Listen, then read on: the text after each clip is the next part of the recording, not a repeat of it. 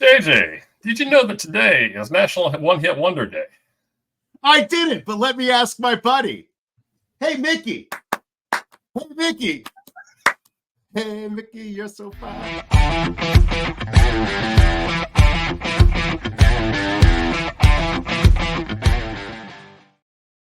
Some people will tell you to play it safe, but we're here to tell you to go all out. Welcome to the All Out Blitz. I'm your host, JJ Wenner, and I am joined by the scandalous scalawag, Doug Orth. Doug, after 2 rough weeks of fantasy, things appear to be a little bit better this week. How are your squads doing?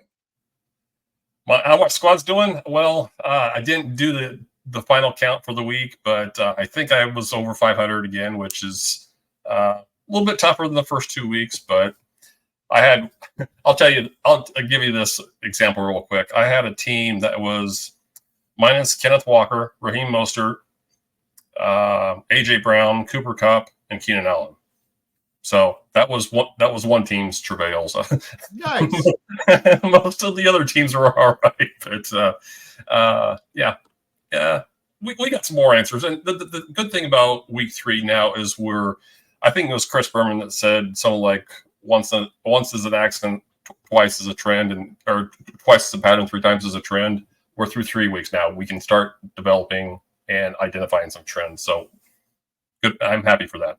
Well, tonight on the show, we're going to do just that while Doug shares his insight that he gained from watching the film and diving into analytics for week 3. But before he does, let's get a word from our sponsors and start your season off right with IDP Plus.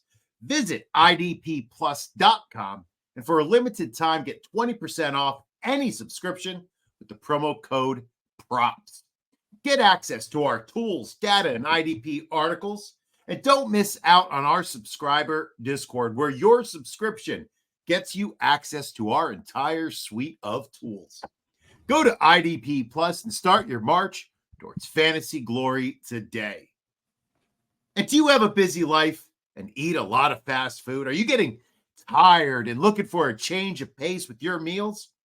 Have I got a deal for you? Go to idpplus.com/HelloFresh and get your first delivery for free. Pick from an exciting range of recipes and get fresh ingredients delivered directly to you. Often, a week's worth of meals costs less than a trip to the grocery store, and there are no wasted ingredients.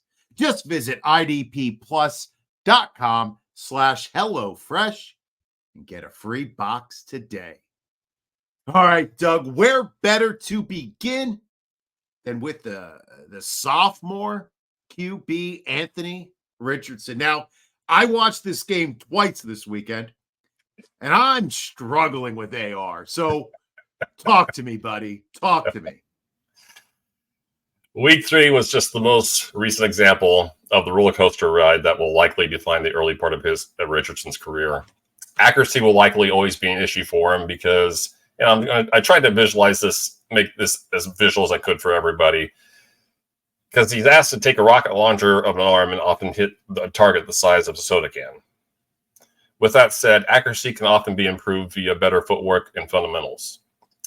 Footwork and fundamentals, not to mention decision-making, are often improved through years and years of repetitions, which is not a luxury Richardson has been afforded, and I'll get to that in a little bit. Richardson's first interception, which I believe we're going to see here this week. All right. We are going to try to see this. Let's see what we can do, Doug. Branson goes in motion. Richardson moving left, throwing, intercepted. Now, that seems to be drawing the public's ire more than anything else he did in week 3, which makes sense. But again, we'll get that in a second. It's the second one that's the most alarming, and I think we'll get the visual on the second one here shortly. While it's difficult to assign blame on the first interception because it was tipped, the second pick, which I think we're going to see here, are we not? So Steichen accepting the blame for that call as Richardson will have the first possession of the second half. Sweat is coming. Richardson steps up, and he has a wide open man, and he's picked off. Okay. Now, I understand why the first one is drawing the ire, but the second one is a case of what I called in the article arm arrogance. Basically, irrational confidence in his arm. It was either that, the kind of poor decision making that is usually a product of limited experience, or most likely a combination of the two. Not NFL quarterbacks, not even ones with his arm strength, can live under the belief that they can roll right and throw left without identifying the safety, or cornerback in this case, and think they can come away unscathed. Now, again, if you remember that, if in your mind's eye, if you can see that second play again, he threw it. He threw it probably. It was 5 yards in bounds yet, right? Yep. It was right to Jauan Johnson, but my point is, it was still very much in bounds. He was not only off target, but he was still in bounds. Even if he's supposed to make the throw that he made, he has to place it high near the sideline like he would in the back of the end zone. You got to place it high in the back, high and away, so that your receiver is the only one that can catch it.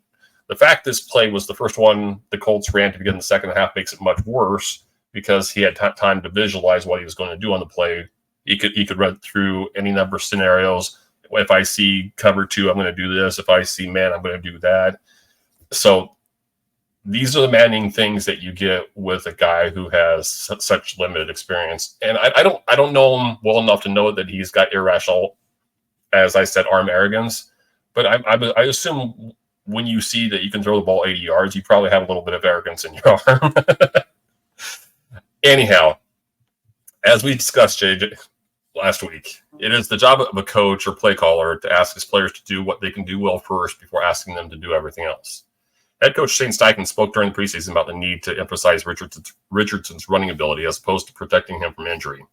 But the opposite has been true to this point.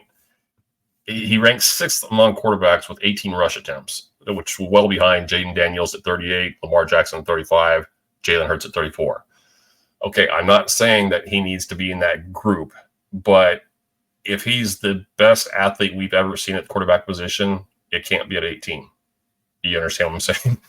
So, as is the case with anything in football, especially as it relates to keeping players healthy, there's a fine line between too little and too much, which I just hinted at. Last season, Richardson recorded 10 carries in each of the 2 games that he started and finished. And as you can tell from the 18 number I cited before, he's averaging 6 this year. Whether he's hanging out in the pocket of his own volition or Steichen is encouraging him to do so, it might help Richardson's development to use him more as a runner. Putting more pressure on the defense to stop him as a runner should lead to easier looks, which in turn should do wonders for his confidence and perceived ability as a passer. Steichen's ability to make this tweak in his game planning will be important if Richardson has any chance of enjoying a strong performance in Week 4 against the Steelers. Is it likely to happen that quickly, as in many things in football? I don't think so.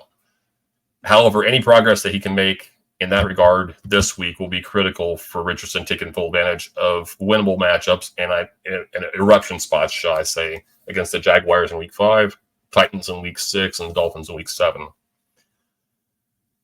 Wrapping it all up, Richardson is a work in progress, and he'll likely continue to be one for at least the next 2 or 3 years. Dramatic highs and inexplicable lows should have been the expectation all along, at least throughout his first 20 or so starts. Because JJ, I'm sure you've heard this at some point along the way. He entered this season with a combined 17 college and pro starts. When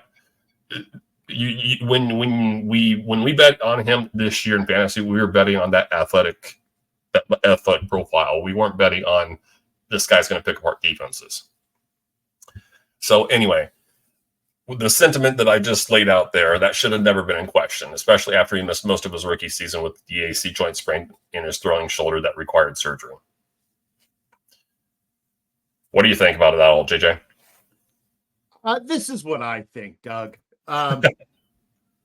We heard the same thing with Trey Lance, right? Trey Lance didn't play a lot of college football. He needs reps. I don't know how long a regular NFL coach is going to get for their QB to get in reps until they're good. Like coaches have a short shelf life. Yep. GMs have a short shelf life. Eventually, like, it doesn't matter that you only had this much playing time. You have to be able to hit a wide open receiver and not sail it 10 yards over his head. Yeah. So for me, like, I had a student come up to me today. We're looking at his waiver wire, and Anthony Richardson was on there. And I was like, you should pick him up. And the kid said to me, yeah, but he's not really good. Now, listen, this kid can't spell cat if I gave him the C and the A. But, you know, out of the mouth of kids comes like a little bit of truth. Yeah. Yeah. He's not that good. So, like you said, if he's athletic and he's going to run, then start freaking running. Because not running and not being able to hit open receivers doesn't spell for a very long season for a team. Well, I'll tell you, lose his teammates.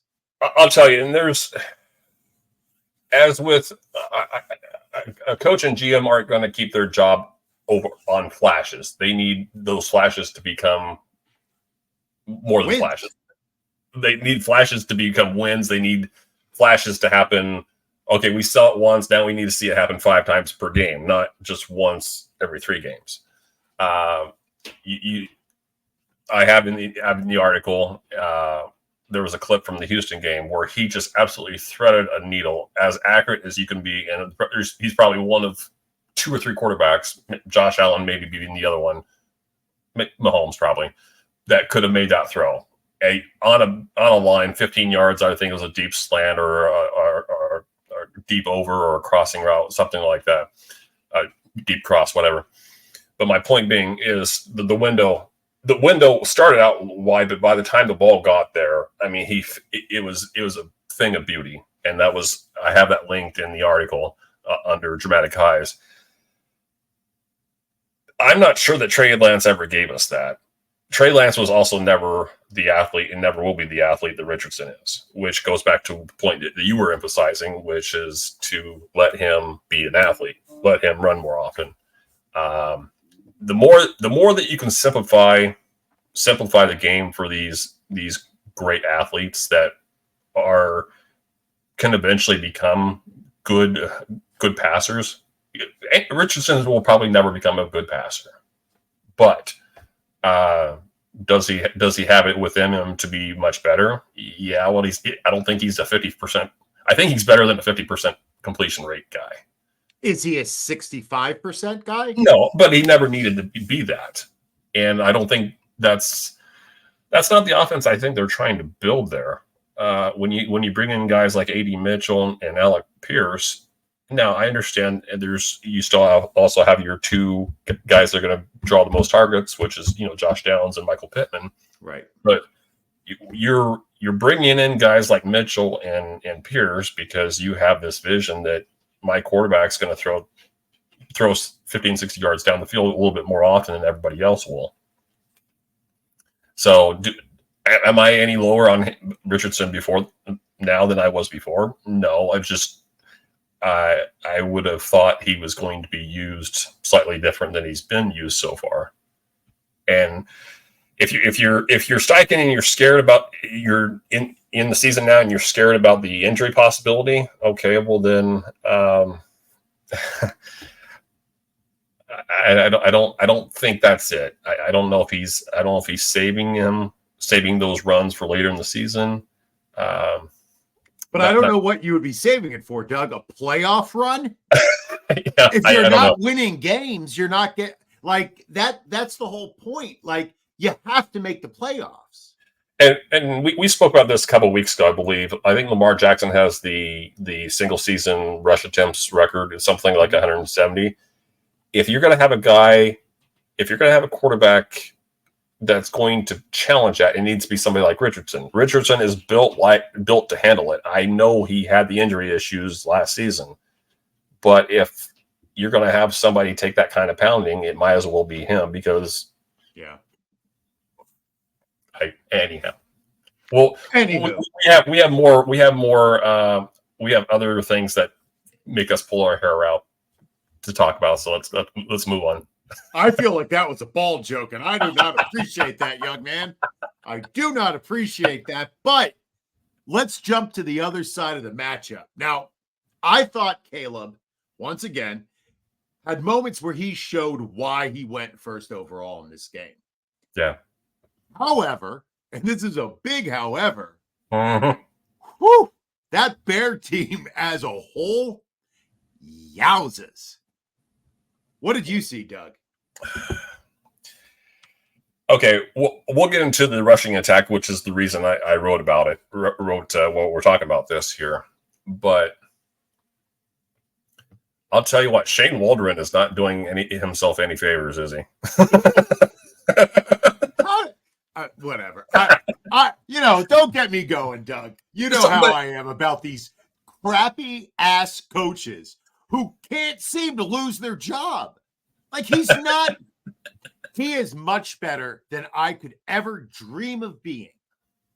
And in no way by me saying a guy stinks, am I like insinuating I know anything more. But Lord, you run a pro team's offense. How can you look this bad, Doug? Yeah. Well, okay. So, I'll talk about the rushing attack in a second.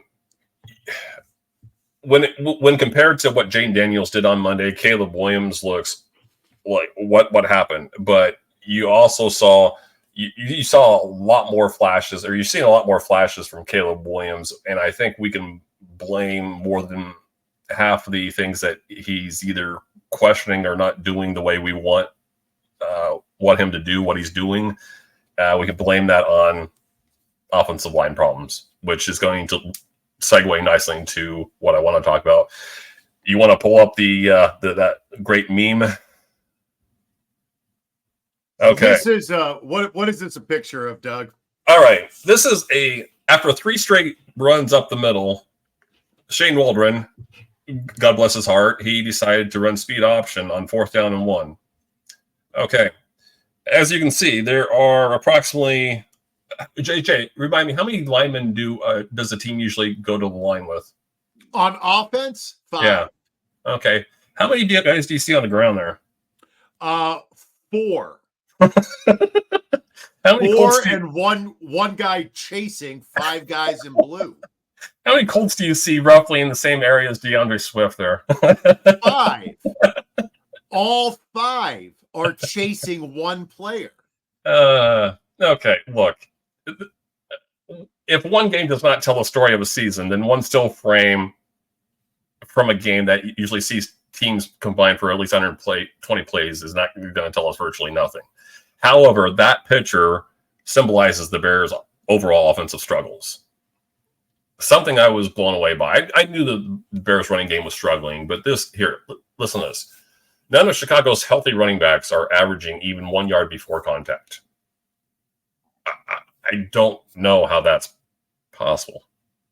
I believe if I'm doing this from memory here, I wanted to compare it to the Raiders running back Zamir White, and I think he's going 1.25, which is still not great.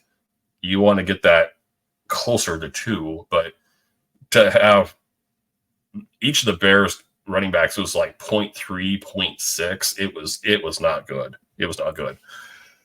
And the way that the fantasy points data suite identify or characterizes stuffed runs, I won't go into the explanation of that, but all 3 of the primary running backs for the Bears have been stuffed on at least half of their runs. So what is stuffing just means? Like you get hit behind the line of scrimmage? Yeah, well, generally speaking, fantasy points identifies it in a different way, but that's the general. That's the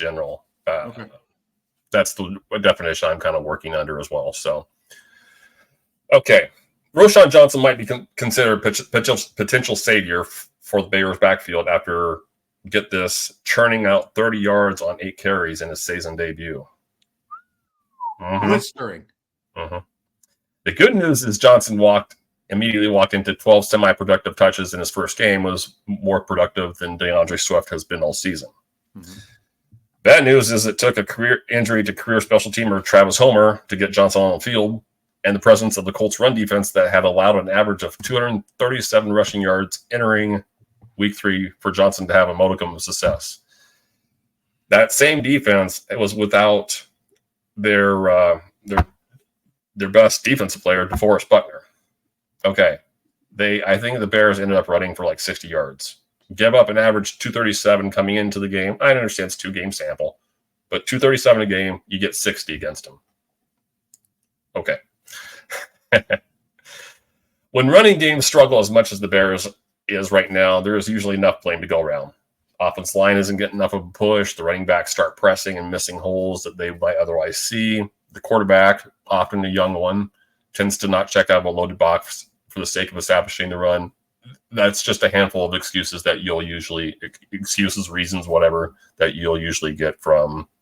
And it's usually, just like with anything in football, it's usually a combination of everything. So even though Khalil Herbert and Johnson each ran better behind zone block, Hey, drink it again, Doug. I'm drunken again. I skipped over the point I was wanting to make here. So there's probably nothing that can be done when it's this bad. There's probably nothing that can be done during the season to affect Chicago's fortunes dramatically on the ground. But a potential answer could be in the run concept that the team has been using the most. What do I mean by run concept? I mean zone blocking versus man blocking. And we believe we had Dan Fournette back on the show a couple of months ago, right? And teams use. No team is all zone or all man blocking. It's usually like a 60-40, some 50-50 type of thing, right? So teams are going to use both. With that said, while the Bears 3.2 yards per carry on gap runs, which is a man blocking, and that's 76 yards on 24 running back carries, so the 3.2 yards per carry is still abysmal. It is nearly double their 1.7 yards per carry on zone runs. That's 52 yards on 30 carries. So even though Khalil Herbert and Johnson each ran better behind zone blocking last season, DeAndre Swift has historically been more efficient behind gap blocking.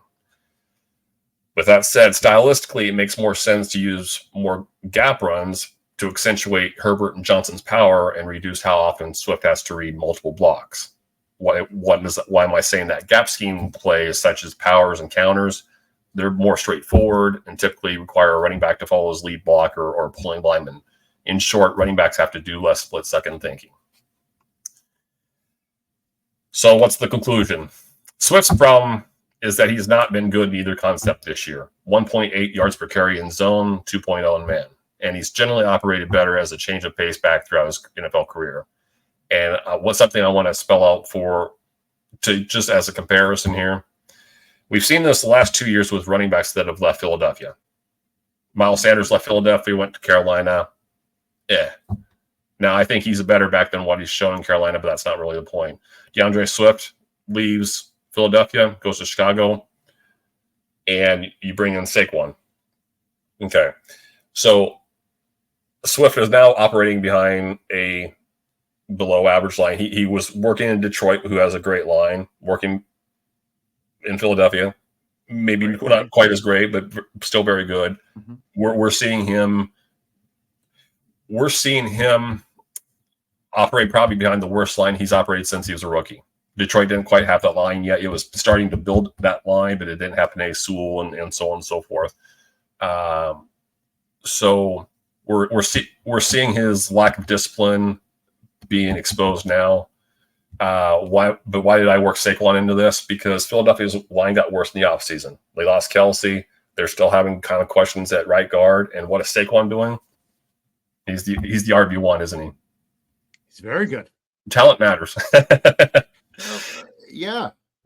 So anyway, I think I've laid it out. Swift has generally operated better as a change of pace back throughout his career. Unfortunately for his fantasy managers, I personally think he should be limited to long down distance and 2-minute situations going forward.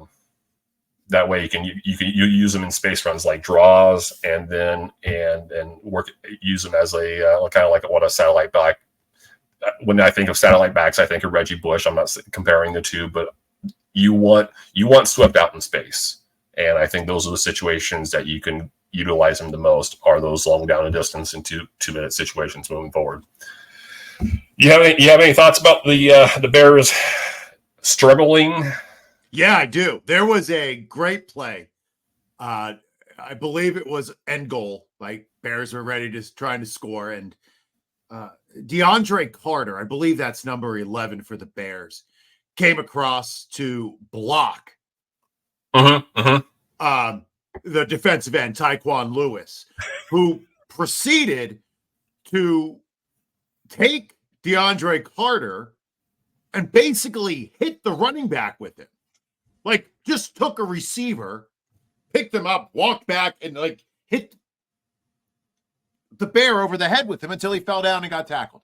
And I don't know who schemed up that play. I mean, I do. But maybe don't try to block a defensive end with a small receiver.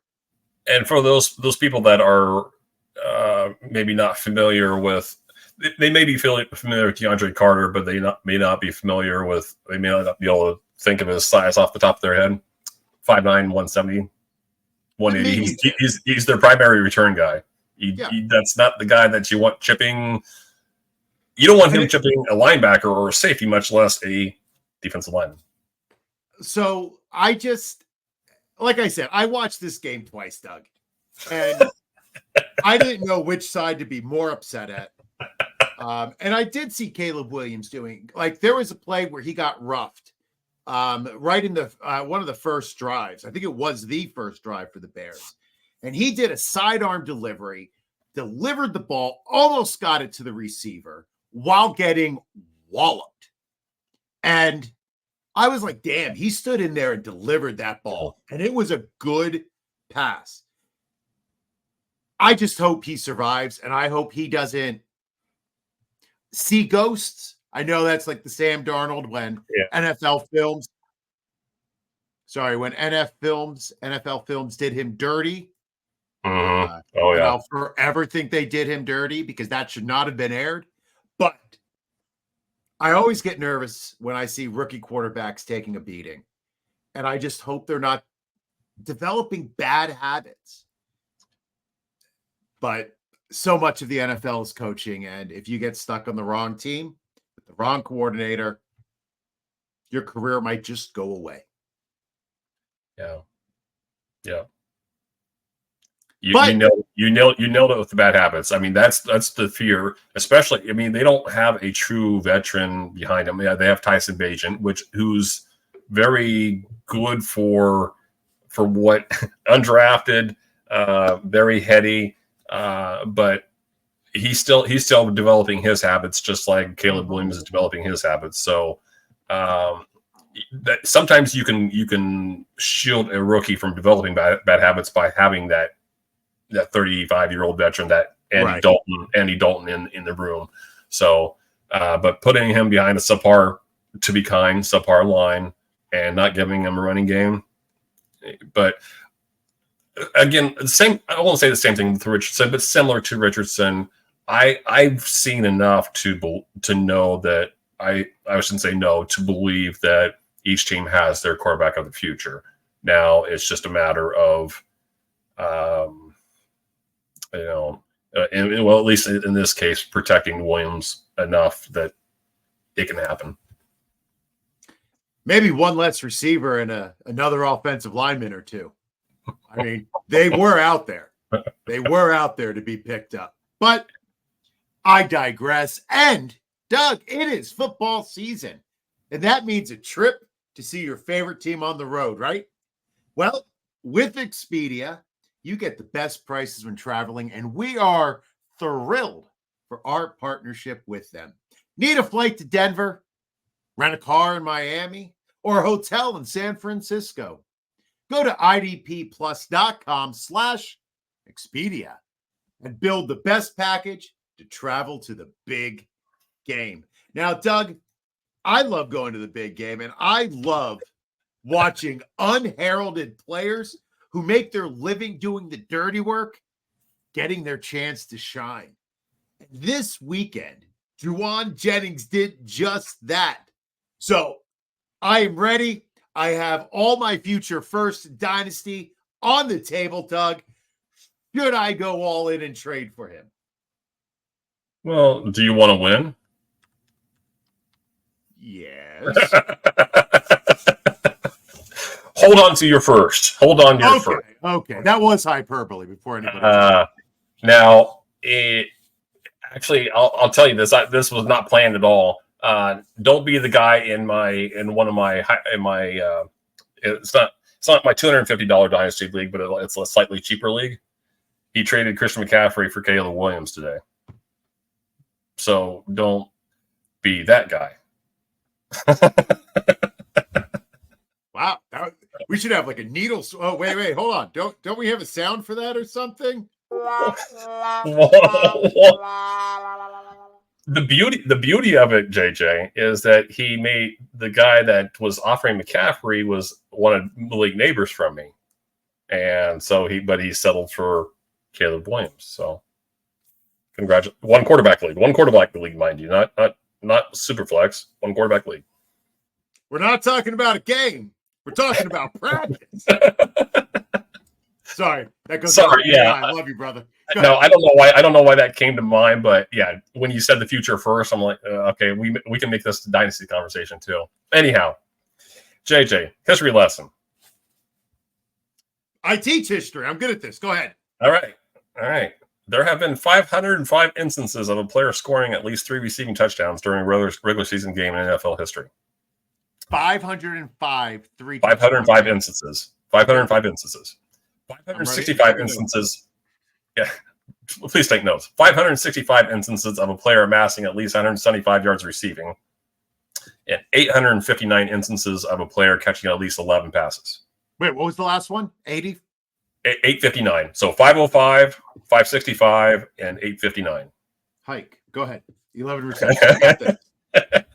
He didn't wait for me to audible. Oh, sorry. Okay, JJ. Now here's the question for you, history teacher. Doing all 3 in the same game. How often has that happened? Twice. No, it has to be something. I read your article. I forget the number. Probably like 15. Yeah, it's 19 times. Surprisingly, it's happened 7 times since the start of the 2019 season. Well, that's crazy. Yeah. All right. The point of the history lesson is to remind fantasy managers of something they already know. Juwan Jennings is not going to be a league winner. I say that with a fair amount of confidence. His previous career highs: 6 catches, 94 yards, and 2 scores in Week 18 of the 2021 season. Okay, let's. I want to give you all some visual evidence here. So let's, if we can pull up this first touchdown. Now the rookie is Isaac Guerrero, who had 1 carry last week, the first of his career. A fake toss, Purdy looking, wide open man, it's Juwan Jennings. All right. Now, okay, so the first touchdown, and you could actually play again if you wanted to. The first touchdown, you could see it came as a second read of progression on a play action fake. So you could see Purdy hard. Now the toss, rookie is Isaac Guerrero, who had 1 carry last week, the first of his career. Looks at Brandon Ayuk cutting across. Purdy looking, wide open man, it's Juwan Jennings. So that's the second read there. Okay, his second score, which we're not going to show you, was on a scramble drill, but you can imagine what a scramble drill was. He moved it up in the pocket, rolled out to his right, and threw a dime. Rookie is Isaac. Now his third touchdown, which I think we'll show here as well, was on a slow developing wheel route. 5 in the pattern. Purdy stepping up, launching it. Jennings again! A 3-touchdown performance. So why are we showing you these videos? So I identified his first touchdown came as a second read. His second score was on an ad lib play, and the third one was on a play that if a wheel route probably hits at, I don't know, let's say, hits like that probably less than 20% of the time. What I'm trying to say is these sometimes 40% times 10% times 20% ends up hitting all 3 times. That's how people get rich at the casino, right? Doing the slot machines. Sometimes the cherries come up all in a row when they're not supposed to, and you walk out with a bunch of quarters. Isn't that how it works? I don't know. I always lose at casinos, Doug. Okay, so again, I'm not trying to. I am, but I'm not trying to squash the Jennings hype. Brandon Ayuk, and you check out the data suite for this. His week 3 separation win rate was 46.9%. That was the best mark by a receiver in any week this season. So the guy has been in camp for less than a month, and he's separating at almost 50, at least in this game, 50% rate. Now, mind you, the Rams don't have great defensive cornerbacks right now. But so my point bringing that up is Brandon Ayuk's eventually going to round into form and rekindle his chemistry with Brock Purdy. Deebo Samuel is expected to return to action within a week or two, and first-round selection Ricky Pearsall will likely return from IR around that same time. So we could go from 11, 175, and 3 to potential 4, at least wide receiver 4, or maybe sharing time with Pearsall here in a couple weeks. We know the big contracts that Samuel and Ayuk have. That's not changing. It doesn't matter what Jennings does. Now, is he a great role player? Yes. Anyway, enough of the negative talk about his not so distant future. As often as Jennings, and we highlighted this in the video, as often as Jennings appeared to be a secondary or tertiary read for Purdy in the first half of week 3, both head coach Kyle Shanahan and Purdy realized the Rams did not have an answer for him at halftime. He ended up serving as Purdy's first read 42.9% of the time in this game. That's more than double his previous season high, which was 18.2 in the week 1, and significantly higher than his 10.1% first read rate in 13 games last year. It is much more likely that Jennings settles for 4 catches and 50 yards in week 4 against the Patriots and does not come close to repeating week 3. But that's not the point of why I'm saying all this. Purdy and Shanahan, Brock Purdy and Kyle Shanahan have never been able to see Jennings in this light until now. If Samuel misses time again later this season, Jennings has a chance to be relevant in fantasy during Samuel's absence. That's not something we could say before about a player who had topped 5 catches 3 times and 60 receiving yards 4 times across his first 47 career games. You have some thoughts on Juwan Jennings? Listen, I love guys who do the dirty work. I always will. When I created my own player in Madden, when you first could do that, I was always a fullback because that's who I love. I love players who do the work nobody else wants to do. My favorite player on the Rex Ryan Jets was Bart Scott because he would eat the blocks of the guards so that everybody else could look pretty making plays around him. So, Juwan Jennings, I love the guy. I love what he does out there. Now, I will say there were some plays where I didn't like his effort on blocking on a few. Like maybe he was getting a little tired, catching so many passes and TDs that there were a couple run plays, and I am not trying to besmirch Jennings. I like him. Where he whiffed on blocks or was taking a play off. But I understand what he is. We've seen this before. He is Isaiah Likely from week 1, right? If you think he's going to do this every week, he's not. He's not. But is he somebody who, and I know people say this, in a best ball league, you put him on your roster? Yes. But in rostered leagues, yeah, maybe if you have Deebo, you should keep Jennings on speed dial. Bring him on your roster if Deebo gets hurt, like Doug said, and plug him in, and they're going to be a passing offense.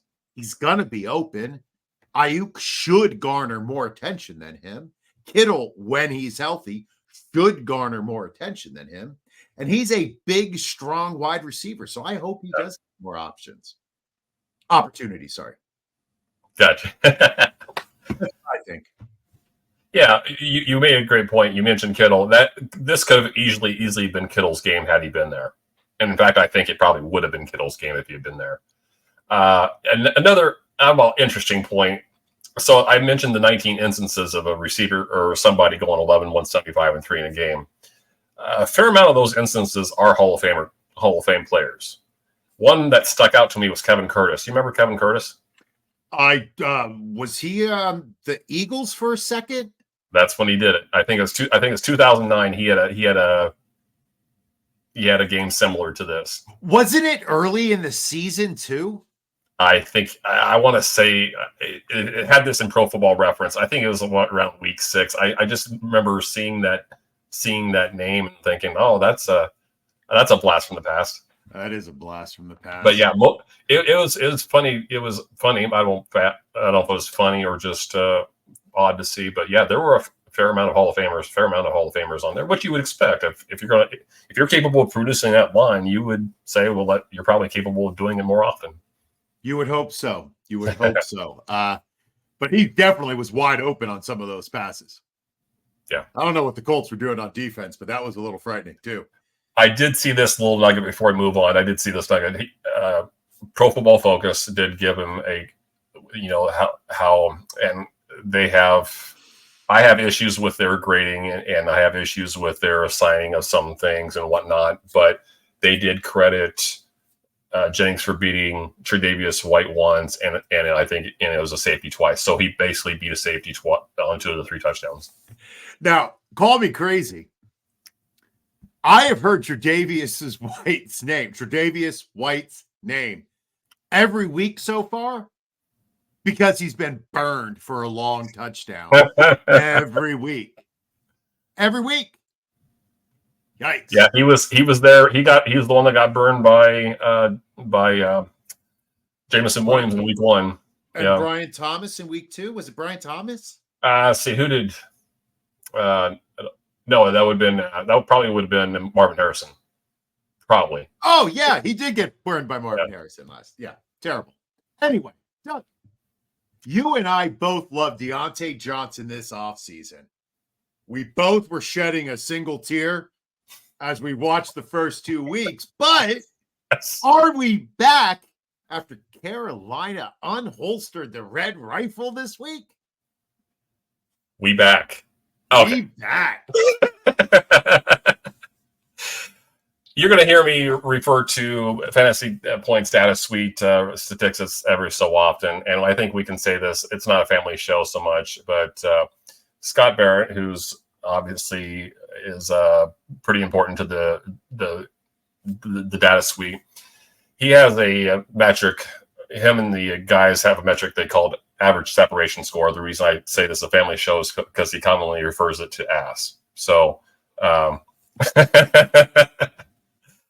anyway, Johnson posted a highly impressive ass of 0.244 last season with the Steelers, a mark that ranked second in the league, right behind Tank Dell. There was any question if Johnson still has it, despite a lackluster showing last year with Pittsburgh. The aforementioned ass metric was enough proof that he could get open as easily as any receiver in the league.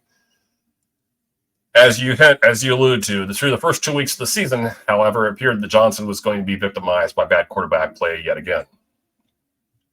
Now, I'm waiting for a sound effect coming up here, JJ. So it's up to you. It's up to you to hit the right one quickly. Enter franchise savior Andy Dalton. I like it. Nice work. I kid, guys. I kid. And no, not a franchise savior. While no one will mistake him as the second coming, Dalton is at worst a high-level backup quarterback who proved in his only start last season that he can still light it up. I think I'm doing this off the top of my head. I think it was like 365-3 against the Seahawks in week 3 last year. It was something like that. The aforementioned red rifle was just what the doctor ordered for Johnson, who nearly doubled his fantasy production from the first 2 games, 3 drives into week 3. So what changed? I suppose we could spend the next 20 minutes going through all the good answers, but I'm going to just focus on some interesting metrics instead. That ass score You ready? I'm going to keep mentioning ass because that's what the fantasy points, they don't push it, but that's what they want. So his ass on slant routes against the Raiders was 3.75, was considerably higher than the score I mentioned. The 0.266, right? So that mark across all of his routes was second best in the league.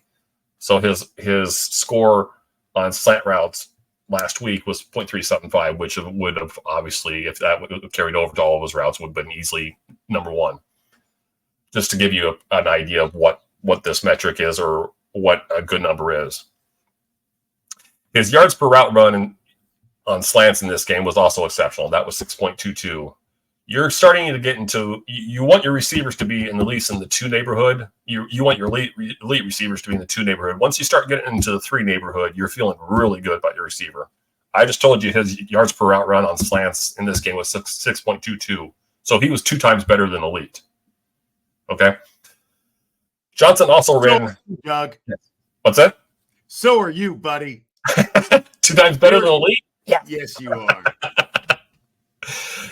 Johnson also ran more than twice as many slant routes. That's me combining slant and routes. Slouts. I take back what I just said about you being 2 times elite. Go on, sir. Sorry. All right. He ran twice as many slant routes in week 3. He ran 8 in week 3 than he did over the first 2 weeks combined, which was 3. Johnson's marks on 3 out routes were every bit as impressive. Again, we're talking about a 0.667 average separation score. We just established that that's amazing. And 5.67 yards per out run. Again, what did I just say? 3 is getting pretty elite. He's at 5.67 for those 3 out routes. Another 5 of his routes were in dig routes. I've given you some good yards per route run so far. His yards per route run on those 5 in and digs was 7.8. Now we're getting to the part almost triple of what elite is. That's amazing. Okay. Over the first 2 weeks, Bryce Young went 10 for 20 with 2 interceptions on those particular routes. Again, I'll summarize. Slants, outs, in or dig routes. 10 for 20 with 2 interceptions. You want to guess what Andy Dalton did in week 3? I will say 7 of 9. How about 10 for 10? You're right. Let me change my answer. I should have phoned a friend. That's not fair. 10 of 10, Doug. 10 of 10. Hopefully that's the number of prognostications and predictions I get right over the next 2 or 3 weeks, right? 10 for 10. All right. Great. While slants, outs, and digs are hardly layups in the pros, NFL quarterbacks need to be able to hit them with regularity.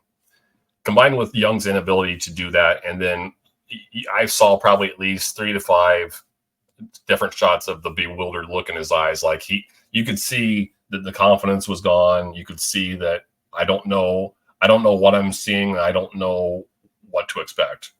It was just, like I said, a bewildered look in his eyes after most of his series, the first 2 weeks. Head coach Dave Canales said enough was enough. So anyway, it is far too early to believe Dalton can play at the same high level week after week, especially after defense coordinators dust off their books on what he can and can't do at age 36. There's a reason that he's become a journeyman, is because he's good, but he's not great. And that was the case for him in Cincinnati. Of course, he had A.J. Green to help him through a lot of that stuff. But you take away, just like Daniel Jones in New York, man, you give him elite neighbors and he looks respectable, right? That's how it works. It helps. Fantasy managers also cannot assume Johnson is ready to enter the every week wide receiver 1 conversation, but he can knock on that door now in any given week if Dalton's play remains steady, which is all Johnson really needs, is a steady quarterback. He had Kenny Pickett last year. Then at the end it was Mason Rudolph, which helped George Pickens, but at that point Johnson was pretty much phased out of the offense for whatever reason. Anyway, the road ahead for Johnson will not be easy, as he will see a lot of Jalen Johnson in week 5, AJ Terrell from Atlanta in week 6, and Patrick Surtain from the Broncos in Week 8 in 3 of the next 5 contests. Regardless, we now know what is possible. And that's a wonderful thing to be able to say less than a week after many of his fantasy managers had no idea what to do with him. Because we loved him so much, JJ, in the preseason, do you have any other thoughts about Diontae? Yeah, I'm not quitting him. I'm not a quitter, Doug. Not a quitter? Not a quitter. Wow. Never been, never will be. I wouldn't quit after 8-1, 22-1 either. No, listen, Diontae Johnson is good. Diontae Johnson can get open. Yeah. The problem was somebody couldn't get him the ball. Yeah. Whether that's because he couldn't see over the offensive lineman. Oh. How are you? No, I'm not trying to be mean, but how are you going to throw a slant if you can't see over the tackle? Like, it's a problem. And listen, I don't, there's been other diminutive quarterbacks who can handle it, Mm-hmm. but they play a different style. Bryce Young's a squatter. I don't know why. When you're that short and you're behind your line, you have to stand tall. Yeah. And he doesn't. He doesn't scramble like Kyler Murray would just like get out of the pocket. 2 thoughts, and I know these are different quarterbacks that I'm going to mention here. 2 quarterbacks that often they have given short quarterbacks hope in recent years. Drew Brees almost always threw off his tiptoes. He almost always they always did a good job of protecting him in New Orleans. They always did. They gave him a fair amount of talent up front, but you watch any. There's no metric for this, I'm sure, but I'd be stunned if 75 to 80% of his throws were not off his tiptoes, and he also had a high release, if I recall. Yep, because he compensated for his height. Yeah. The second one, and probably the most comparable to Young, is Russell Wilson. Well, what did Seattle do for Russell Wilson all those years? They heavily emphasized the run, but man, he was as far back in the pocket as any quarterback I've ever seen. Yeah. And to a degree, I guess that was the case with Brees too. But yeah, you take advantage of that athleticism. You get him as far back in the pocket. I don't think Young is done by a long shot in the NFL. I don't think it was.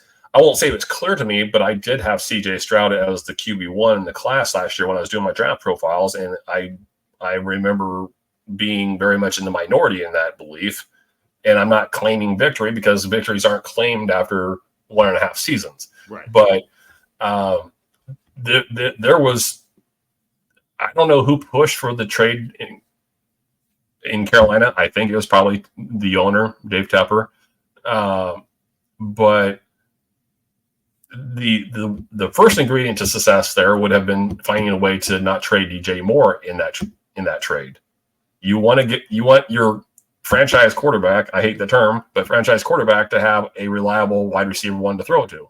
You don't trade that guy to get the quarterback and then figure it out. I digress. But anyway, so they didn't give him an offensive line. We talked about developing bad habits with the rookie quarterbacks before. You don't think that bad habits weren't developed in Carolina last year? He's had Absolutely. He had 2 different coaches last year. He has a different one this year. I was talking about Jason Campbell today too, one of the young teachers I work with, and I made a great point, but it also made me feel old because I don't think he knew who Jason Campbell was. So I almost wanted to throat punch him. But no, he's a lovely kid. I love him. Right.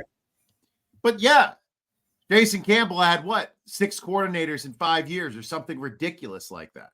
Toward the end, it was 9 and 9.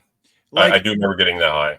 Every time he had somebody new, and they're like, he just never worked out in the pros. Really? Really? He didn't work. But again, Doug, so much of the NFL on the player side is luck. Luck by who you're drafted, luck by who they hire to coach, luck at who your owner is. It's luck. And yes, you can work very, very hard. But I think we have seen it that no matter how hard you work, if you're not put into the right situation, what chance do you really have? And I would love to see Bryce Young go somewhere where they develop quarterbacks. I don't know. Is that only Andy Reid? I mean, if he went to San Francisco, could Shanahan do something with him? I don't know.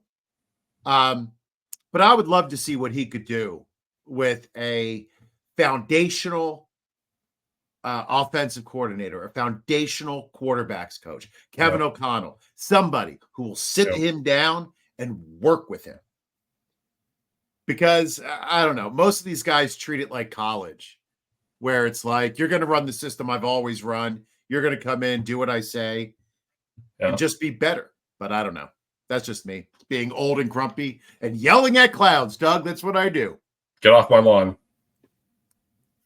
Stinking kids. Well, Doug, it is time for us to say goodbye and let the people know where they can find us and any final thoughts.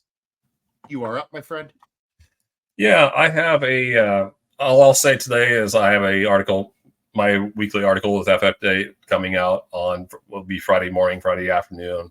And I think I haven't started writing it yet, but I think I'm going to call it Staying Power. And I'm going to look at, I don't know, anywhere from 10 to 20 players across all positions that I believe maybe that have surprised so far and assess whether or not they have staying power. So I got that working in the hopper for hopefully Friday morning. And please, everybody, the fantasy points article that just hit, I don't know, probably, I guess it's this morning. Please check that out. So that's all I got to say. What do you have? What you got?